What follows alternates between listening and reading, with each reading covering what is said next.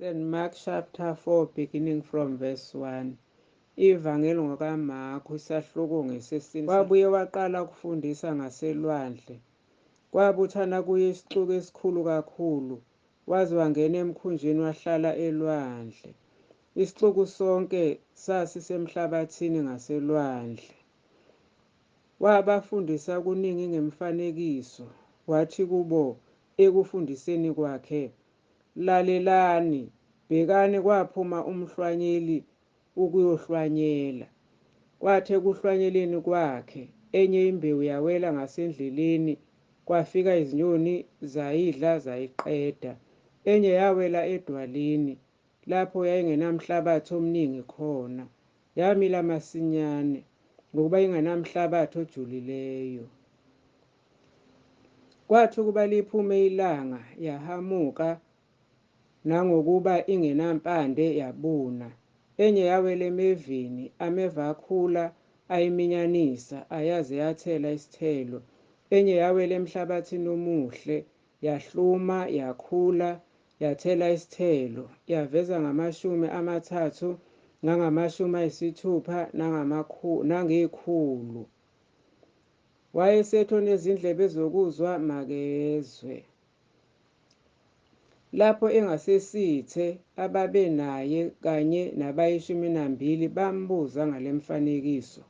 Wathi kubo, "Nina niphiwe imfihlakalo yombuso kaNkulunkulu, kodwa abangaphandle benzelwa konke ngemifanekiso, ukuze ngokubona babone, bangabonisisi, nangokuzwa bezwe, bangaqondi, funa baphenduke bathethelelwe." Wayesethi kubo, "Aniwazi lo mfanekiso? Pho niyakwazi kanjani yonke imifanekiso na? Umhlwanyeli uhlwanyela izwi. Abangasendleleni yilaba bathi lapho kuhlwanyelwe khona izwi, nanxa sebelizwile, kufike masinyane uSathane, alisuse izwi elihlwanyelwe kubo. Kanjalo abahlwanyelwe edwaleni yilaba bathi sebelizwile izwi, balamukele masinyane ngokuthokoza, kepha kabanampande phakathi kwabo, kodwa bahlala isikhashana nje. Kuthi sekuvele ukuhlupheka nokuzingelwa ngenxa yezwi, bakhubeke masinyane. Abanye bangabahlwanyelwe emeveni, yibo abalizwile izwi, kepha iminako yalesi sikhathi, nokukhohlisa kwengcebo, nokunxanela ezinye izinto, kungene kuliminyanise izwi, libe ngelingatheliyo. Nabahlwanyelwe emhlabathini omuhle, yilabo abalizwa izwi, balamukele, bathele isithelo 30, 60, nangekhulu. Wayesethi kubo, "Imbala isibane siza kuba sibekwe phansi kwesitsha, nokuba phansi kombhede yini, singabekwa othini na? Ngokuba akukho okusithekileyo okungayikuhlalukiswa, akukho okuyisifuba okungayikuba sobala. Uma ekhona onezindlebe zokuzwa makezwe." Wayesethi kubo, "Qaphelani enikuzwayo. Ngaleso silinganiso enilinganisa ngaso, nani niyakulinganiselwa ngaso, nenezelwe nina. Ngokuba onakho uyakuphiwa, kepha ongenakho uyakwamukwa nalokho anakho." Wayesethi unjalo umbuso kaNkulunkulu, unjengokuba umuntu ephonsa imbewu emhlabathini, alale, avuke ebusuku nemini, imbewu imile, ikhule, engazi ukuthi kanjani. Umhlabathi uthela isithelo ngokwawo, kuqala ikhaba, khona isikhwebu, bese kuba yizinhlamvu ezipheleleyo esikhwetshini. Nxa sesivuthiwe isithelo, afake masinyane isikela, ngokuba ukuvuna sekufikile. Wathi futhi, siyawufanisa nani umbuso kaNkulunkulu? Siyakuchaza ngemfanekiso muni na?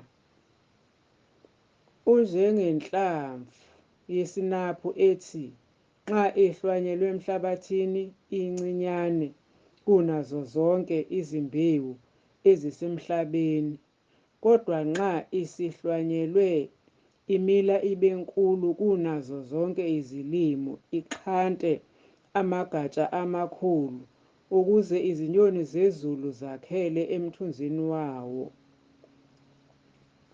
Walikhuluma izwi kubo ngemifanekiso eminingi enjalo njengamandla abo okuzwa, kodwa ngaphandle komfanekiso kakhulumanga kubo, kepha sebebodwa wabachasisela abafundi bakhe konke. Ngalolo suku sekuhlwile, wathi kubo, asiwele siye ngaphesheya. Base bemukisa isixuku, bahamba naye. Njengalokho ebesemkhunjini, kwakukhona neminye imikhumbi ihambisana naye.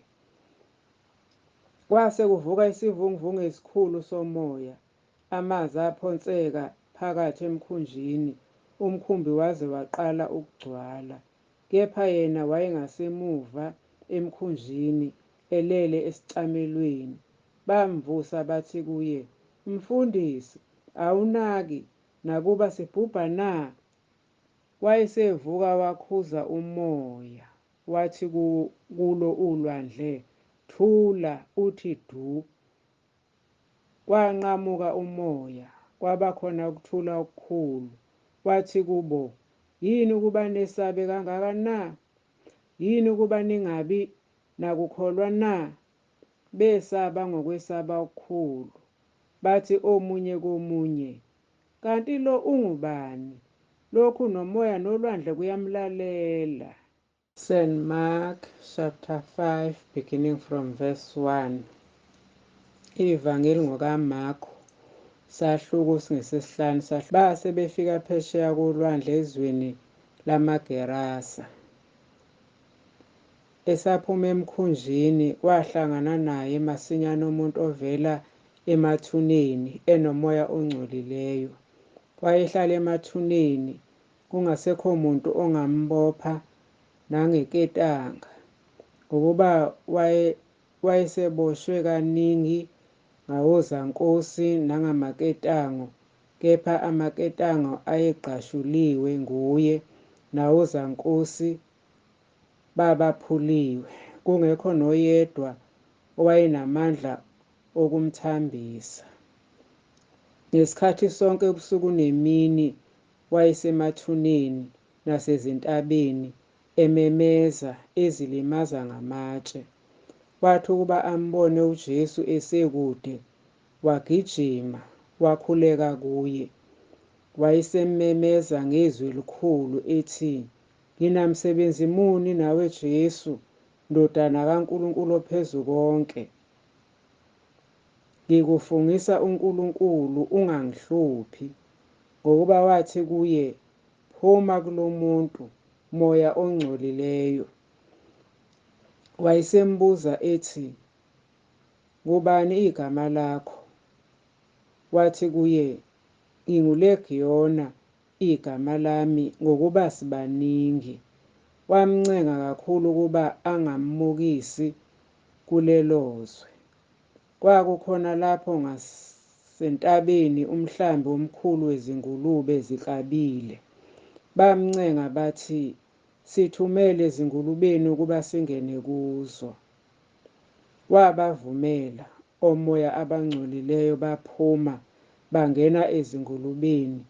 Umhlambi wagulukudela eweni, waphonseka elwandle, kungathi izinkulungwane ezimbili zaminza elwandle. Ababezalusa babaleka, bayebabika emzini nasemaphandleni, basebeza ukuyobona okwenzekileyo. Bafika kuJesu, bambona obekhwelwe ngamadimoni ehlezi embethe, esangulukile. yena owayenolegiyona, base besaba. Ababekubonile babatshela ukuthi kwenzeke kanjani kowayekhwelwe ngamadimoni nangezingulube. Base beqala kumncenga ukuba amuke ezweni lakubo. Wathi ukuba angene emkhunjini lowo owayekhwelwe ngamadimoni wamncenga ukuba abe naye. Akamvumelanga, kepha wathi kuye, "Hamba uye ekhaya kwabakini ubabikele ukuthi kungakanani inkosi ekwenzele khona yakuhawukela." Wamuka-ke waqala ukulanda eDecapholi ngokuthi kungakanani abekwenzile kuye uJesu. Bamangala bonke. Khona uJesu esebuya ewela ngaphesheya ngomkhumbi, kwabuthana isixuku esikhulu kuye engaselwandle. Kwase kufika omunye wabaphathi besinagogu, nguJayirusi igama lakhe, owathi ukuba ambone waziphonsa phansi ngasezinyaweni zakhe, wamncenga kakhulu, wathi, "Indodakazi yami isiyalela. Ake uze ubeke izandla phezu kwayo ukuba isindiswe iphile." Wahamba naye, isixuku esikhulu samlandela samcindezela. Owesifazane wayenomopho iminyaka 12, ehluphekile ngokuningi ezinyangeni eziningi, echithile konke ayenakho, engasizakalanga ngalutho, kodwa kwayilokhu kuqhubeka. Esezwile ngoJesu, weza esixukwini ngasemva, wathinta ingubo yakhe, ngokuba wathi, "Uma ngingathinta nje izingubo zakhe, ngizakusindiswa." Kwanqamuka masinyane umthombo wegazi lakhe, wezwa emzimbeni ukuthi uphulukile enhluphekweni yakhe. Wanele ukuzwa uJesu phakathi kwakhe ukuthi amandla aphumile kuye. Waphendukela esixukwini, wathi, "Ngubani othinte izingubo zami na?" Abafundi bakhe bathi kuye, "Uyabona isixuku sikucindezela. Usuthi ngubani okuthintileyo na?" Waqalaza ukuba ambone owenzile lokho. Khona owesifazane esaba ethuthumela aze okwenzekile kuye. Weza waziphonsa phansi phambi kwakhe, wamtshela iqiniso lonke. Wayesethi kuye, "Ndodakazi, ukukholwa kwakho kukusindisile. Hamba ube nokuthula, usuphulukile enhluphekweni yakho." Esakhuluma kwafika abomphathi wesinagoga, bathi, "Indodakazi yakho isifile. Usamkhathazelani umfundisi na?" Kwathi ukuba uJesu ezwile izwi elishiwoyo, wathi kumphathi wesinagoge, "Ungesabi, kholwa kuphela." Akavumelanga muntu amlandele, kuphela oPetro noJakobe noJohane umfowabo kaJakobe. Bafika-ke endlini yomphathi wesinagoge, wabona isiyaluyalu nabakhalayo nabalila kakhulu. Wangena, wathi kubo, "Niyaluzelani? Nikhalelani na? Umntwana akafile, kodwa ulele." Bamhleka usulu, kepha yena wabakhipha bonke, wathatha uyise womntwana nonina kanye nababenaye, wangena lapho kulele khona umntwana. Wabamba umntwana ngesandla, wathi kuye, "Thalitha kum," okungukuthi ngokuhunyushwa, "Ntombazane ngithi kuwe, vuka." Yayisivuka masinyane intombazana yahamba, ngokuba yayineminyaka 12. Khona bamangala ngokumangala okukhulu. Wabayalisisa ukuba lokhu kungaziwa muntu, futhi wathi mayiphiwe ukudla.